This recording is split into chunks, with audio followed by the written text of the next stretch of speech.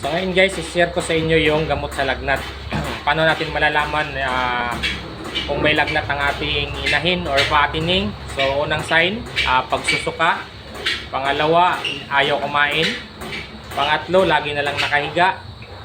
Pang-apat, sobrang init po ng katawan. So bibigyan po natin ng charan. Yan guys. So kita naman siguro nababasa. Pag-inject po nito at multivitamins. So pagsabayin nyo to guys. Ito, pagsabayin nyo to.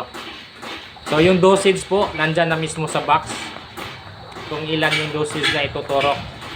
Sa ito 4 to 6 hours uulitin sa pag-inject nito.